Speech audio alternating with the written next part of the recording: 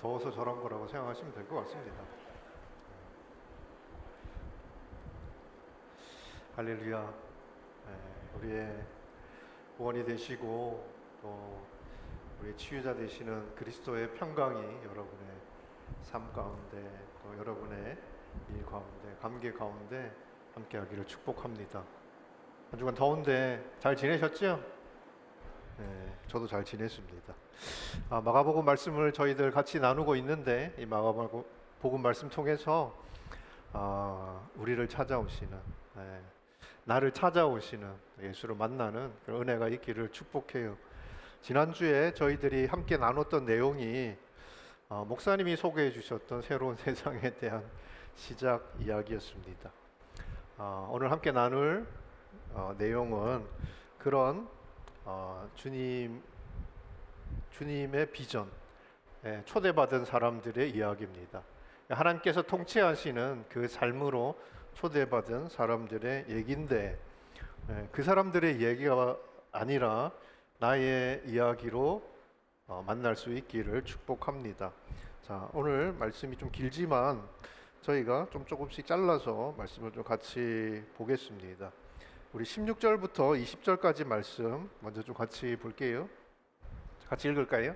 그리고 예수께서 갈릴리 호숫가를 거닐다가 시몬과 그 동생 안드레가 호수에 그물을 던지는 것을 보셨는데 그들은 어부였습니다. 예수께서 말씀하셨습니다. 나를 따라라. 내가 너희를 사람 낚는 어부가 되게 하겠다. 시몬과 안드레는 곧 그물을 버려두고 예수를 따랐습니다. 예수께서 조금 더 가시다가 세베대의 아들 야고보와 그 동생 요한이 배에서 그물을 깁고 있는 것을 보시고 곧 그들을 부르셨습니다. 그러자 그들도 아버지 세베대와 일꾼들을 배에 남겨두고 곧바로 예수를 따랐습니다. 예수님이 가장 처음 찾아갔던 사람들은 어부였습니다. 직업이 어부였고 이들이 예수님께서 제자로 부르셨던 사람들이지요. 이들은 앞으로 주님을 세상에 증거할 자들로 부르심을 받은 사람입니다. 그리고 주님과 함께 주님 하시는 사역도 듣고 그리고 직접 주님 말씀하시는 것도 듣고 또 주님께서 행하신 모든 일들에 함께 했던 그런 제자들이었어요. 왜 이 사람들이지? 우리는 뭐 그런 생각 들지는 왜 나지? 왜 나였을까? 혹은 왜 저 사람이지? 뭐 그런 생각을 하면서 기준을 생각합니다. 어떤 기준으로, 무슨 자격으로, 무슨 이유로 그 사람을 찾아가시고 만난 것일까? 그런데 이 사람들이랑 제자, 이 사람들은 직업이 이제 어부였던 사람이고 평생 이제 어부로 살았던 사람인데 뭐 직업에 기천이 없지만 이게 성격이 다르잖아요. 어부였던 사람이 이제 제자로 살면서 이제 말씀도 이렇게 전해야 될 것이고 자기가 봤던 것도 증거해야 될 것이고 약간 좀 성격이 다르단 말이죠. 근데 이유나 조건이나 자격이나 이런 거를 좀 따져보면 왜 이 사람들일까 싶은 그런 사람들입니다. 예전에 옛말에 그 개천에서 용난다는 말이 있는데 요즘에는 뭐 강남에서 용난다 뭐 그렇게 이야기한다며요. 그만큼 아무래도 이제 우리가 지금 살아가고 부딪히는 세상이 막 스펙이라는 게 이제 경쟁력이 되고 또 자질이나 능력이나 이런 것들 우리가 중요시하는 시대를 살고 있기 때문에 뭐 이런 이야기들이 그냥 자연스럽게 나오는 것 같아요. 우리도 그렇죠. 우리가 나와 함께 일할 사람, 회사에서 어떤 사람을 이제 일할 사람으로 뽑을 때 여러 가지 이렇게 따지는 것이 많지 않습니까? 그래서 우리가 그런 자격에 좀 맞춰보려고 열심히 땀 흘리고 공부하고 또 노력하고 그렇게 하는 거지요. 함께할 사람을 선택할 때 많은 것들을 고려합니다. 요즘은 이제 그 온누리 교회에서 교역자들을 청빙할 때 제가 이제 여기 그 비전교회 나오기 전에 담임 목사님 비서실에 좀 그 일을 했어요. 그러니까 이제 이 교육자들 막 청빙할 때 뭐 서류들 막 이런 막 이렇게 심사하는데 막 그게 이제 오거든요. 그럼 이제 저희가 이제 제가 이렇게 좀 봅니다. 1차 서류 심사할 거고 2차 면접하고 이제 3차로 이제 담임 목사님이랑 이렇게 만나서 이렇게 면접을 해요. 네, 그럼 이제 목사님들, 장로님들 많은 분들이 참석해서 지원하신 분들 이제 한 분 한 분 뭐 이렇게 인터뷰하고 평가도 하고 또 그 중에 이제 저희가 청병할 교육자들을 이제 택하기도 하지요. 이런 과정이 필요할 것 같습니다. 제가 봐도요. 많은 분들이 이제 신청을 하시니까 그분들 가운데 우리 성도들의 영혼을 책임질 목회자들 우리가 잘 이렇게 살펴서 세워야겠지요. 네. 근데 이제 이력서를 보면 이력서 저는 뭐 직접 제가 면접을 하진 않았으니까 이력서를 보면 스펙이 화려해요. 예, 경력직들도 많으시고 이제 회사로 따지면 그렇다는 거지. 여러 사역도 많이 하시고 뭐 공부도 많이 하시고 그러니까 이제 그런 분들 가운데서 저희가 몇 분씩 이렇게 뽑으니까 좀 까다로운 기준으로 이렇게 뽑아야 됩니다. 그래서 이제 그 청빙하는 과정을 보면서 저랑 좀 일찍 교회에 들어와서 이제 섬기고 있는 분들은 그런 이야기를 해요. 야, 일찍 들어오길 잘했다. 지금 같으면 우리는 명함도 못 내밀겠다. 뭐 그런 이야기들을 합니다. 뭐 저 같은 경우만 해도 뭐 이력서 그냥 한 장 달랑 가지고 와서 하 목사님하고 이제 면접하고 뭐 그렇게 이제 사역을 시작한 거거든요. 교육자들끼리 막 그 이야기를 들으면 아주 110% 공감이 됩니다. 예, 나 같은 사람은 뭐 오늘이 교회에서 사역할 기회조차 못 얻었겠다라는 생각을 하게 돼요. 사실 뭐 우리가 현실적인 부분들을 좀 무시할 수는 없지만 우리가 사람을 선택하면서 좀 놓치는 것들이 있다는 생각을 하게 됩니다. 사실 저는 이제 제가 뭐 면접을 볼때 사람이 느낌적인 느낌이라는 게 있잖아요. 나는 안 뽑아줄 것 같아요. 사람들 표정이 우리 이제 그 리더십들 목사님들 표정을 보니까 쟤는 안 되겠어. 딱 이런 표정이더라고요. 뭐 제가 충분히 뭐 이해가 되더라고요. 나 같아도 안 뽑겠다라는 생각이 들어요. 뭐 인상이 좋기를 해. 뭐 내세울 뭐 경력이 있기를 해. 저는 또 한국에서 뭐 신학교 나온 사람도 아니니까 미국에서 이제 신학교 나와서 이렇게 한국에 들어가서 이제 사역을 하겠다고 그게 첫 사역지니까 뭐 없어요. 뭐 배경도 없고 뭐 한국 교회들도 내가 잘 이해를 못하고 뭐 그러니까 저라도 안 뽑았을 것 같습니다. 근데 이제 의외로 이제 청빙 통보를 받으면서 나는 지금도 운이 좋았다고 생각을 하긴 하는데 그래도 뭔가 뽑을 만한 이유가 있었겠지 뭐 그렇게 생각을 했어요. 근데 제가 나중에 알게 된 건데 이유는 하나도 없었고 그냥 하 목사님이 그냥 기회를 한번 줘보고 싶다라고 하신 게 사역하게 된 이유였대요. 제가 20년 넘게 교회를 이제 섬기는데 지금도 제가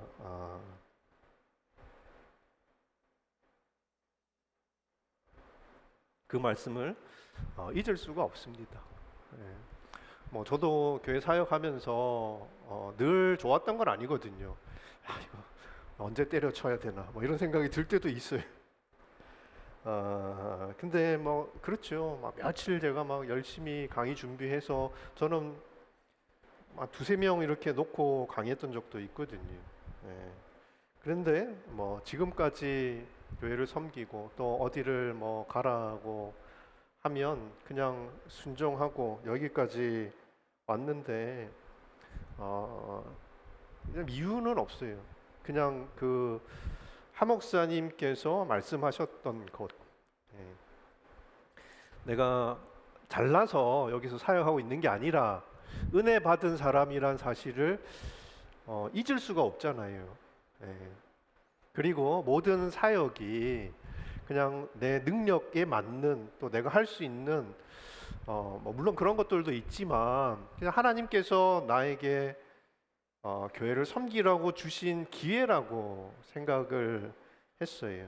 그래서 그래도 내가 뭐 다른 건 몰라도 그냥 은혜는 저버리지 말자. 의리는 지키자. 믿음은 모르겠지만 의리는 지키자. 뭐 그러면서 여기까지 왔습니다.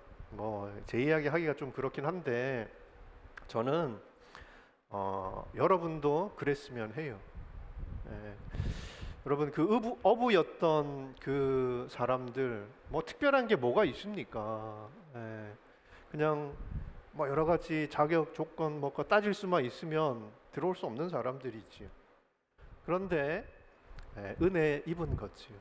주님께서 그들에게 주님과 함께 할 수 있는 기회를 주신 겁니다. 저희도 마찬가지인 것 같아요. 우리가 뭐 여기 예배 드릴 수 있는 것, 또 우리가 함께 뭔가 주님의 일을 위해서 모일 수 있는 것, 이거 내가 여러분들 뭐 내가 예배 나가주는 겁니까? 뭐 이게 해주는 거 아니잖아요. 우리가 받은 은혜 때문에 우리가 이 예배 자리에 함께 하는 것이라고 믿습니다.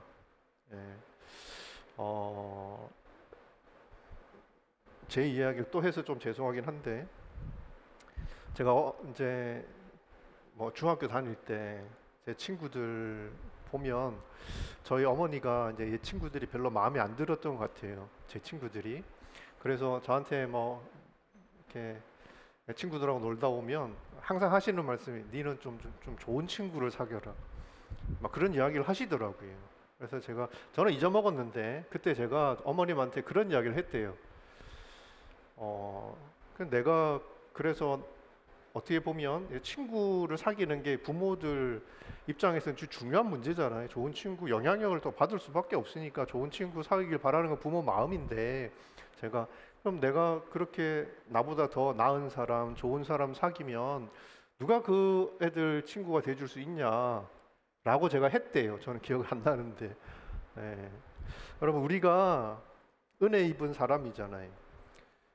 우리도 좋은 사람 만나고 좋은 사람과의 관계 속에서 좋은 그런 사람으로 살고 싶지요. 근데 여러분 저는 우리가 은혜 받은 사람이고 또 하나님께서 허락해 주신 귀한 기회를 붙든 사람들인 만큼 여러분들이 예수가 필요한 사람들에게 좋은 친구가 되어 주었으면 합니다. 이 위인 공동체가 그냥 만나다 보면 그냥 마음에 안 맞는 친구들이 있어요. 그냥 같이만 있어도 막 불편하게 만드는 사람들이 있죠. 웬만하면 피하고 싶은 사람들이 있습니다. 오늘 본문에도 그런 사람이 나오는데 여러분, 근데 주님이 우리에게 오셔서 그런 이야기 하시잖아요. 내가 너희의 친구가 되어 주겠다고. 우리가 내 친구가 돼 주셔야지요. 나랑 같이 해 주셔야지요. 우리가 그렇게 요구할 자격 조건 안 되는데 와서 우리의 친구가 되어 주셔서 우리가 여기서 이런 얼굴들로 같이 만나고 있는 거 아니겠습니까? 저는 교회가 이 세상에 예수가 필요한 사람들에게 친구가 되어주는 그런 열린 공동체가 될 수 있기를 축복합니다. 여러분 기회를 주고 싶다는 그 한 목사님의 말씀이 저는 너무너무 비현실적이라고 생각해요. 그런데 그게 성경적이지요. 우리는 이 세상을 살면서 현실적인 것들을 따지고 계산하지만 그래도 우리에게 중요한 가치는 성경적인 겁니다. 말씀이 하나님의 뜻이 무엇인가를 헤아리는 것이 저희들에게는 우선순위가 되어야 된다고 믿어요. 여러분 주님께서 어부를 찾아오신 이유도 그거죠. 기회를 주고 싶다는 것 아니겠습니까? 지금까지 물고기 낚으면서 너희의 목숨을 위해서 생존을 위해서 살아왔는데 지금부터는 그 그물을 바다가 아니라 세상에 던지는 그런 어부로 살게 하겠다는 그 예수님의 그런 초대지요. 이 어부들은 그날 그 아침에 그 초대를 받은 사람입니다. 그리고 빈 배를 채우는 꿈이 아니라 주님 말씀처럼 사람을 건지는 그런 새로운 비전, 그 비전을 쫓아가게 된 거지요. 저는 우리가 다 그런 주님의 초대를 받은 사람들이라고 믿습니다. 주님 찾아온 사람들 특별한 사람 아니에요. 잘 갖춰진 사람 아닙니다. 근데 주님은 사람을 어떻게 쓰시냐면 특별한 사람, 주님의 일에 꼭 필요한 사람, 일 잘할 만한 사람들을 골라서 일을 부탁하시는 게 아니고 불러요. 그래서 그 사람들을 주님께서 특별하게 사용하십니다. 주님의 일에. 저는 교회 안에도 보면 뭐 일 잘하는 사람들이 있어요. 근데 교회란 것은 뭐 일을 잘해서 좋지요, 편하고. 그런데 일을 잘하는 것보다 그 일을 통해서 사람을 세우고 사람이 주님에게 가까이 갈 수 있고 주님의 일꾼으로 저희들이 만들어가는 것, 저는 그게 교회 공동체라고 생각합니다. 그래서 조금 부족하고 또 조금 마음에 들지 않고 뭔가 좀 더 있었으면 좋겠고 그런 사람이 아니라 여러분들이 그 빈자리를 채워줄 수 있는 그런 사람들로 먼저 부르셨다고 저는 믿어요. 제자들을 먼저 부르셔서 그들이 예수가 필요한 사람들을 찾아가서 친구가 되어 주었던 것처럼 우리도 먼저 부름받은 사람들이니까 그 부르심을 잘 쫓아갈 수 있기를 축복합니다. 저는 예수 만나고 제자들이 꿈이 달라졌던 것처럼, 비전이 달라졌던 것처럼, 살아가는 이유가, 살아가는 목적이 달라졌던 것처럼 우리의 삶의 이유도, 목적도, 살아가는 방법도, 살아가는 길도 달라질 수 있기를 축복합니다. 이게 뭐 어느 날 갑자기 확 바뀌는 게 아니고요. 조금씩 한 걸음씩 한 걸음씩 여러분의 삶이 주님을 향해 있으면 주님과 함께 그 길을 걸어가다 보면 그 길이 주님과 함께 걷는 길이 되는 것이고 그 길이 여러분을 주님의 꿈이 있는 곳에 데려다 줄 겁니다.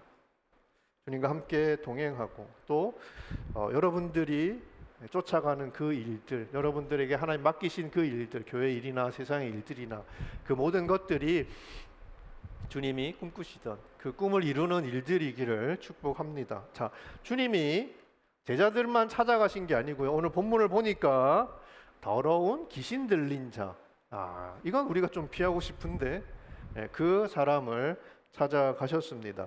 자, 마가복음 1장 21절부터 28절까지의 말씀인데 같이 보겠습니다. 이 말씀도 같이 보지요. 자, 같이 읽겠습니다. 시작. 가버나움으로 갔습니다. 곧 안식일이 돼 예수께서 해당에 들어가셔서 말씀을 가르치시기 시작하셨습니다. 그래서 사람들은 예수의 가르치심에 놀랐습니다. 율법학자들과 달리 예수께서는 권위 있는 분처럼 가르치셨기 때문입니다. 바로 그때 해당 안에 더러운 귀신 들린 사람 한 명이 울부짖었습니다. 나사렛 예수여, 우리가 당신과 무슨 상관이 있습니까? 우리를 망하게 하려고 오셨습니까? 나는 당신이 누구신 줄 압니다. 하나님께서 보내신 거룩한 분이십니다. 예수께서 귀신을 꾸짖으시며 말씀하셨습니다. 조용히 하여라. 그리고 그 사람에게서 나와라. 그러자 그 더러운 귀신은 그 사람에게 발작을 일으키더니 비명을 지르며 떠나갔습니다. 사람들은 모두 너무나 놀란 나머지 서로 수근거렸습니다. 이게 무슨 일이지? 권위 있는 새로운 가르침이군. 저가 새로운 귀신에게 명령까지 하고 귀신도 그에게 복종하니 말이야. 그래서 예수에 대한 소문이 갈릴리 온 지역으로 삽시간에 퍼졌습니다. 자, 예수님께서 귀신 들린 자를 찾아가셨는데 물론 회당에서 말씀을 가르치실 때 그 회당 안에 있었던 귀신 들린 자와 만나신 거지요. 근데 이 제자들이 주님께서 그 귀신 들린 자에게 행하시는 것을 보면서 뭘 봤겠어요? 하나님의 나라가 임하는 것을 본 겁니다. 하나님 나라에 속한 사람들이 어떻게 변화되고 어떻게 치유받고 어떻게 새로운 모습으로 살아갈 수 있는지를 주님이 보여주신 거지요. 뭐 웬만하면 그냥 피해가고 싶은, 굳이 부딪히면 어쩔 수 없지만 굳이 찾아가고 싶지는 않은 그런 사람인데 외면하지 않고 찾아가시잖아요. 고쳐주시잖아요. 그게 어떻게 보면 그 귀신 들린 분이 받은 은혜였겠지. 친구가 되어주셨고 새로운 삶의 기회를 허락해 주신 그런 사건이었습니다. 저는 이 말씀을 읽으면서 조금 놀라운 게 뭐냐 하면, 주님께서 귀신 들린 사람을 만난 곳이 어디입니까? 회당이잖아요. 회당. 그러니까 교회에 귀신 들린 사람이 있었다는 거예요. 그러니까 너무 어울리지 않지요. 아니, 말씀이 선포되고 예배를 드리고 주님의 이름으로 모이는 곳에 귀신 들린 사람이 어떻게 있을 수가 있어요? 근데 문제는요, 귀신 들린 사람이 그 회당에 있었다는 게 아닙니다. 여러분, 그 왜 회당에 왔겠어요? 마음에 병이 있는 사람이에요. 아픈 사람이라고요. 마음에 병이 있고 영혼에 병든 사람인데, 이거 회당을 찾았던 이유가 뭐겠어요?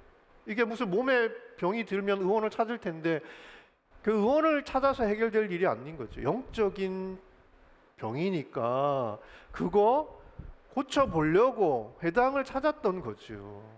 거기 가면 그래도 나를 붙들고 있는 이 귀신에게서 내가 자유할 수 있지 않을까.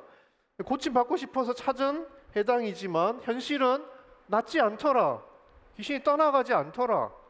그러니까 이 정말 말도 안 되는 상황이 있는 거지요. 근데 여러분, 회당에서 뭐 하는 데입니까? 말씀 선포하는 데잖아요. 하나님의 말씀이 매주 이렇게 회당에 모이면 말씀을 읽고 선포하고 그런 데예요.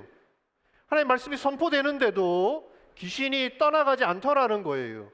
무슨 얘기예요? 그 말씀이 아무런 능력이 없었다는 겁니다. 근데 예수께서 회당에서 말씀을 가르치실 때 사람들이 놀래요. 일단 그 말씀을 들어보니까 뭐가 달라. 다른 말씀인 거예요. 여러분, 주님이 지금 뭐 이상한 다른 어디 무슨 코란을 가져와서 이야기하고 불경을 가져와서 이야기한 게 아니잖아요. 그들이 매주 랍비들이 그 회당에서 이야기하고 설교하고 선포하는 똑같은 말씀, 모세가 기록했다는 그 구약의 말씀들, 선지서들, 그 율법서들, 그 말씀을 선포했던 거예요. 똑같은 말씀을 예수께서 전하는데 다르더라는 거죠. 다른 말씀을 가르친 게 아니라 뭐가 달랐냐? 이 말씀에 권세가 있더라는 거죠. 지금까지 들었던 말씀은 좋은 말씀이야. 하나님의 말씀인데, 근데 그 말씀이 사람들에게 가서 사람들을 변화시키지 못하더라는 거예요. 좋은 말씀이네. 은혜롭네. 야, 오늘 좋은 말씀 들었네. 끝이었다는 거예요. 그냥 성경 구절 하나 더 알게 된 것 이상도 이하도 아닌 그런 신앙생활을 그 회당에 모인 사람들이 계속하고 있었던 거죠. 그러니까 말씀에 능력이 없고 말씀이 문제가 아니라 그 말씀이, 그 선포되는 말씀이 어떤 사람에게도 영향력을 주지 못했다는 게 문제입니다. 여러분, 내가 아무리 말씀을 들어도, 말씀을 읽어도, 여러분, 그 말씀을 아무리 읽어도 내 삶이 해석도 되지 않고 내 삶이 변하지도 않고, 그러면 여러분, 그 말씀에 능력이 있다는데 도대체 그 말씀의 능력은 나랑 무슨 상관이 있는 거예요? 그 말씀이 여러분의 삶에 들어와서 여러분의 삶을, 여러분의 마음을 읽고 여러분의 생각을 읽고 여러분의 삶을 읽어야지. 그래서 내게 말씀해 주시는 이야기가 들려야지요. 그래서 내 삶 속에서 떨어져 나갈 것들, 귀신과 같은 것들, 떠나가야 될 것들이 떠나가고 정말 하나님의 것들이 남고 그것들을 붙들고 내가 이 땅을 살아가야 하는 것이 말씀의 능력인데 없더라는 거지요. 말로만 위로하고 말로 평안을 선포하는데 누구에게도 위로가 되지 않고 누구에게도 평안을 줄 수 없는 그런 말씀들이 계속해서 반복해서 그 회당에서 이야기되었다는 겁니다. 여러분, 우리는 말씀을 들을 때 말씀의 능력을 기대하잖아요. 말씀의 능력이 있다고 하니까 히브리서에 그 말씀에 정말 우리의 관절과 골수를 쪼개기까지 하는 그런 능력이 있다니까. 아닌 건 아닌 거고 긴 건 기라고 우리가 분명하게 우리가 이해할 수 있는 그런 말씀의 그런 기준이 되어주는 말씀, 그 능력을 우리는 기대하면서 오잖아요. 근데 그건 우리가 아는 거고, 그 말씀이 내게 어떤 변화를, 어떤 영향력을 가지고 있냐, 이건 별개의 이야기죠. 자, 사람들은 놀래요. 근데 자, 뭐 놀랄 수는 있지. 근데 뭐 놀라는 거, 뭐 그냥 감동받는 거, 그런 걸로 사람은 안 변합니다. 자, 근데 실제로 그 말씀이 한 사람의 인생 가운데 역사해서 그 사람의 인생을 바꾼 것들을 사람들이 이제 그 회당에서 봅니다.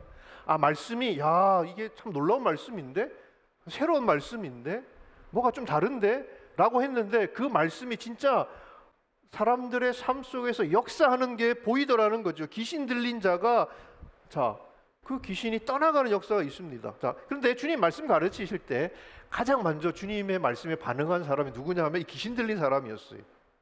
이 말씀을 듣고 지금 그 말씀을 전하는 사람이 누군지 가장 정확하게 가장 먼저 알았던 사람이 이 귀신 들린 사람이었어요. 저 예수구나. 저 하나님의 아들이구나. 사람들은 야, 저 사람이 공부 많이 했나 보다. 뭐 이렇게 뭐 이렇게 이야기가 좀 되는데 뭐 이러고 그냥 놀라고만 있는데 이 사람은 정체를 알았어요. 이 이야기를 하는 분의 정체. 저 하나님의 아들인데 왜 여기 와서 지금 이 말씀을 전하냐. 분명히 알았지요. 근데 여러분 말씀을 듣고 그분이 누군지 알았어요. 안 오면 뭐합니까? 원하질 않아요. 당신 때문에 내가 망하게 생겼습니다. 당신 만난 것 때문에 내가 큰일 났어요. 지금 반응이 이렇잖아요. 그죠? 원하지 않는 거예요. 왜 원하지 않아요? 악한 영에 사로잡혀 있기 때문에 그렇지요.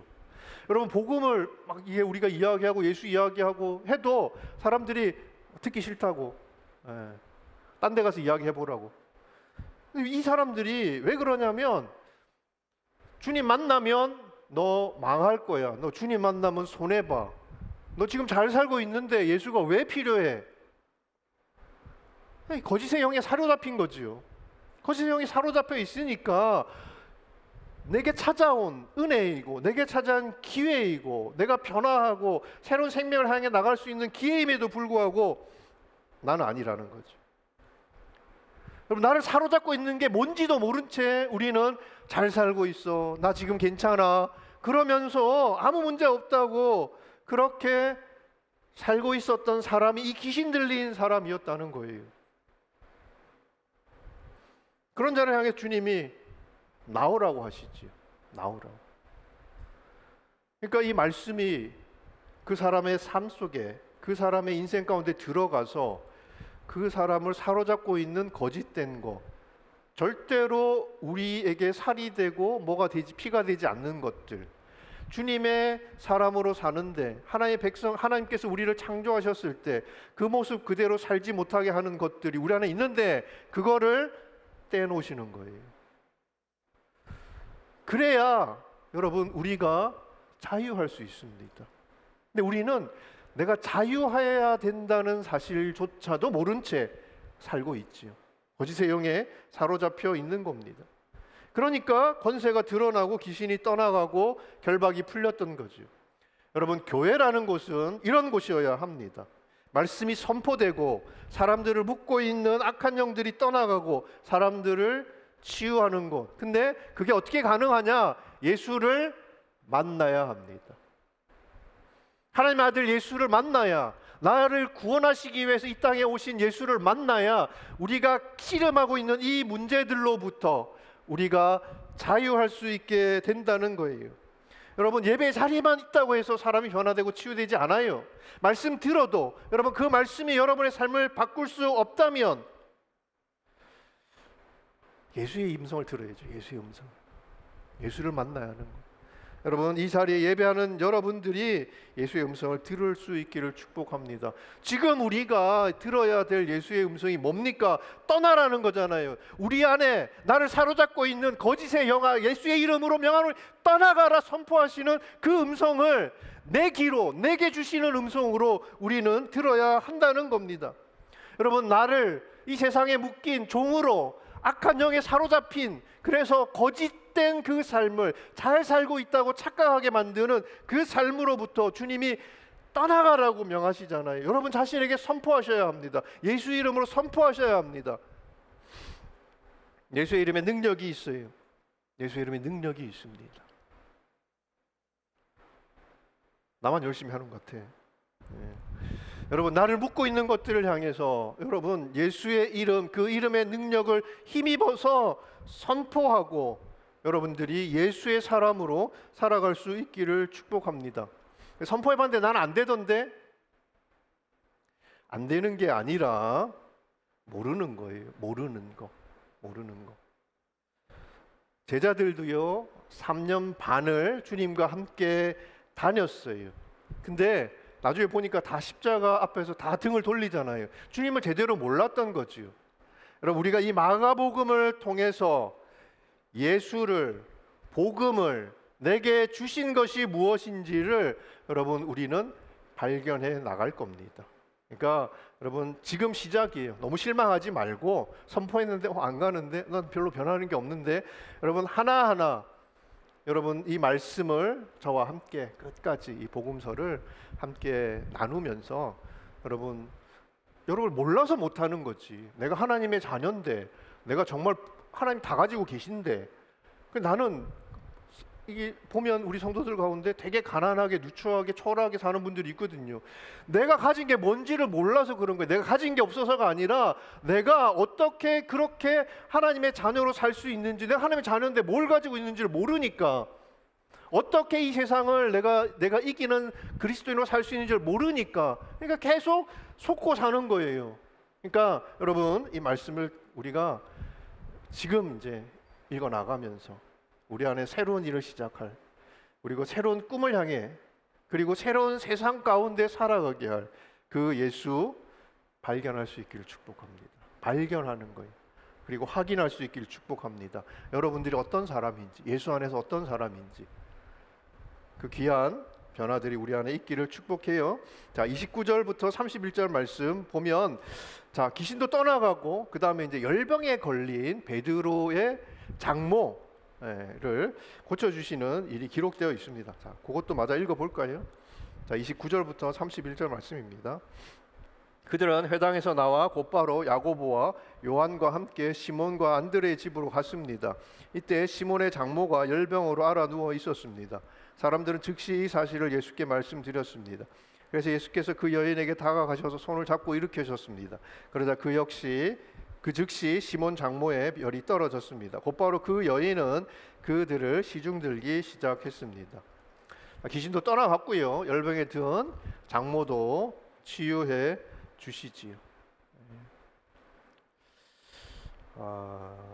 주님이 이 땅에 오셔서 우리 이제 복음서를 읽다 보면 많은 병을 고친 사건들을, 그런 기적 같은 사건들을 우리가 보게 될 겁니다.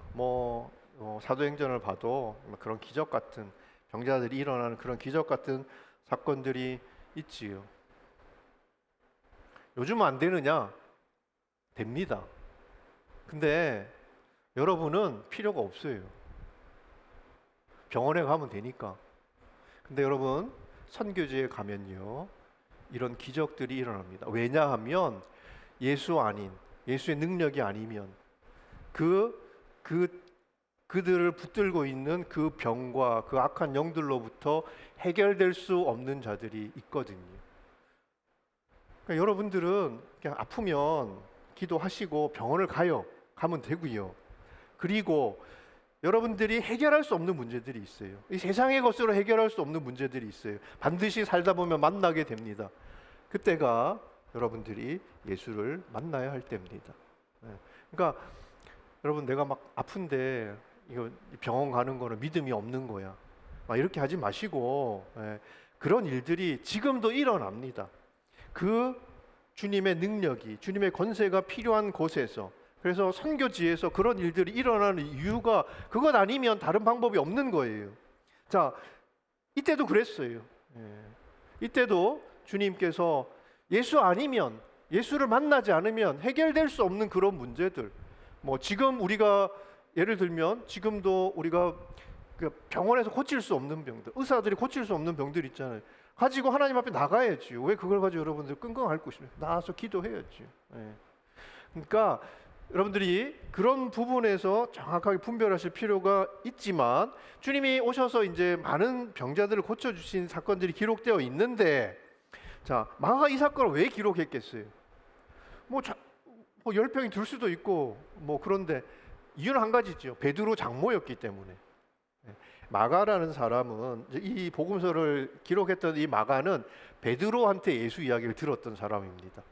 그러니까 어떻게 보면 베드로에게는 다른 사람에게는 다른 막 병 고쳐 주신 뭐 다른 뭐 안전병이 일어나고 장님이 뭐 눈을 뜨고 이게 더 커 보이고 뭐 그런 사건이지만 베드로에게는 자기가 지금 이제 예수를 따라 나서기로 했단 말이에요. 제자로. 근데 덜컥 자기 발목을 잡는 거예요. 가족이. 아픈데 뭐 조금 뭐 좀 괜찮아지면 뭔가 조금 상황이 좋아지면 그럴 수 있는 상황이란 말이에요. 근데 예수님이 찾아오시더니 그 열병을 고쳐주세요. 그 베드로에게는 다른 제자보다 이 사건이 주님을 개인적으로는 깊게 만난 사건이었던 거예요. 그러니까 마가한테 이야기를 해줬겠지. 야, 그때 내가 제자로 가려고 했는데 못 갈 뻔했어. 왜? 그때 우리 장모가 아팠거든. 그러면서 이제 이야기를 하는데, 근데 주님이 그걸 고쳐주셨고, 내가 그래서 그냥 정말 마음의 짐을 훌훌 털고 주님을 쫓아갈 수 있었다. 그 이야기를 했겠지요. 여러분, 우리가 주님을 따르고자 했을 때 제자들에게 갑자기 무슨 능력이 생기고 무슨 큰 변화가 일어나고 뭐 그런 게 아닙니다. 여전히 자기 주변 사람 하나도 돌보기 힘든 그런 사람들이 어떤 거예요. 이제 막 시작한 거죠. 주님이 뭐라고 약속했어요? 너희는 지금부터 사람 낚는 어부다 라고 이야기를 안 하고, 너희는 지금부터 내가 사람 낚는 어부가 되게 하겠다. 그러니까 예수 만나면 딱 바뀌어가지고 모든 게 딱 그때부터 여기 딱 이렇게 되는 게 아니고, 그때부터는 예수 안에서 예수께서 행하시는 일들을 통해 우리가 변해갈 거라는 거예요. 예수께서 꿈꾸시던 그 꿈에 이르게 될 거라는 거예요. 되게 하시겠다는 겁니다. 여러분, 주님 쫓아냈지만 베드로의 마음에 걸림돌이 됐을 그런 문제를 해결해 주셨는데, 우리도 그런 이유들이 너무 많지요. 주님을 따르지 못하는 이유들이 너무 많습니다. 나는 안 되는 이유, 지금은 안 되는 이유 너무 많지요. 병이 들어서, 몸이 약해서, 일이 많아서, 바빠서, 섬길 만한 능력이 없어서, 우리는 그냥 뭐 핑계 없는 무덤 없대지만 얼마든지 지금은 아닌 이유, 나는 아닌 이유를 우리는 내세울 수 있지요. 근데 반대로 생각해 보세요. 왜 나는 안 됩니까? 왜 나일 수는 없습니까?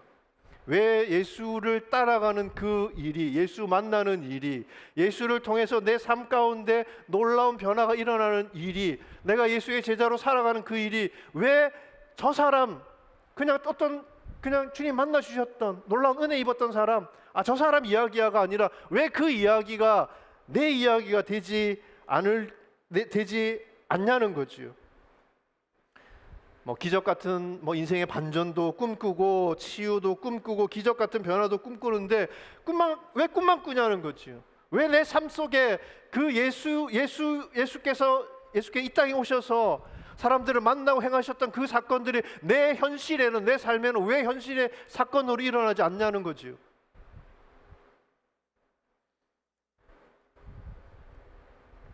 저 사람 절대 안 변해. 이런 문제는 절대 해결되지 않아. 야, 이건 하나님 지금 나타나셔도 안 되는 문제야. 우리가 그렇게 생각하잖아요. 근데 주님 뭐라고 이야기하시냐면 되게 하겠다. 내가 너희를 변화시켜서 제자가 되게 하겠다. 너의 삶 가운데 안 된다고 미뤄두고 포기하고 절망했던 것들 되게 하겠다. 여러분, 이게 예수 만난 사람들, 예수 만난 우리에게 주님이 주시는 약속이에요. 너 이제는 바뀌었어. 이게 아니라 너 이제부터는 바뀔 거야. 변해갈 거야. 내가 그렇게 만들 거야. 우리는 연약합니다. 그걸 주님이 몰라서 부르셨겠어요? 알고도 부르셨지요. 알고도 부르셨다면 이유가 있겠지. 나는 모르겠지만 주님이 이유가 있으시겠지. 그리고 주님이 답을 가지고 계시겠지. 안 되는 이유가 아니라 되게 하겠다는 주님의 약속을 붙드는 것이 제자예요. 여러분의 생각과 환경과 경험 존중합니다. 근데 여러분, 주님의 말씀을 쫓아갈 수 있기를 축복합니다. 되게 하시겠다잖아요. 안 될 거라고 포기했던 것 되게 하시겠다잖아요. 여러분, 우리에게 아무런 문제가 없었다면, 위기의 순간이 없었다면 과연 우리는 어떻게 주님을 만날 수 있었을까요? 내가 연약했던 그때 주님이 찾아오셨고 내가 도움이 필요한 그때에 주님이 손을 내밀어 주셨던 것 아닙니까? 그 내밀어 주셨던 주님의 손을 내가 붙들고 여기까지 온 게 아니겠습니까? 그러니까 내 약점들, 다른 사람들이 볼 때 다른 사람들에게 내놓기 어려운 그런 인생의 문제들, 위기, 인생의 걸림돌이라고 생각하는 것들, 그게 다 우리가 주님 만날 수 있는 놀라운 구원의 기회라는 거예요. 그런 기회들이 우리의 시간도 구원하고 우리의 관계도 구원하고 나의 삶도 나의 일도 구원하는 겁니다. 베드로의 장모가 열병이 낫고 나서 뭐 해요? 주님을 수종들게 되지요. 뭘로 섬긴 겁니까? 주님 주신 것으로. 자기가 가진 것으로는 할 수 없는 사람인데 주님이 고쳐주셨더니 주님이 주신 것으로 주님을 섬기게 되더라는 거예요. 아파서 가진 게 없어서 주님을 못 섬기는 것이 아니라 내 것만 가지고 하려니까 엄두가 나지 않는 거지요. 내 것만 가지고 하려니까 나는 안 되는 이유가 너무 많은 거지요. 여러분, 내 것을 여러분에게 주신 게 있어요. 그러니까 여러분들이 지금 쟁여놓고 안 쓰고 있는 것들이 있단 말이에요. 그걸 온전하게 쓰려면 필요한 게 그걸 쓸 수 있는 능력 뭐 이런 게 아니고요. 예수라는 거예요. 예수. 주님을 만난 자의 인생 가운데 하나님의 나라가 임합니다. 이 기적 같은 사건이 우리 삶 속에 일어났던 사건이에요. 그 사건 이후로 여러분들이 지금까지 걸어오면서 하나님께서 그리스도를 통해서 우리에게 주신 은혜가 있을 거예요. 여러분의 현실 속에서 되게 하시겠다는 이 말씀을 붙들고 쫓아갈 때 여러분이 가진 것이 아니라 주님께서 주신 것, 허락하신 것으로 여러분 얼마든지 우리는 잘 살 수 있을 겁니다. 그게 우리에게 일어날 변화라고 믿습니다. 자, 35절 한 절만 읽겠습니다. 매우 이른 새벽 아직 어둑어둑할 때 예수께서 일어나 외딴 곳으로 가셔서 기도하셨습니다. 주님 마가복음 말씀을 보면 나중에도 나오지만 되게 바쁘게 이 땅을 사셨어요. 너무 바빴어요. 너무 바빠서 밥 먹을 시간도 없을 정도로 막 그렇게 바쁘게 사셨단 말이지요.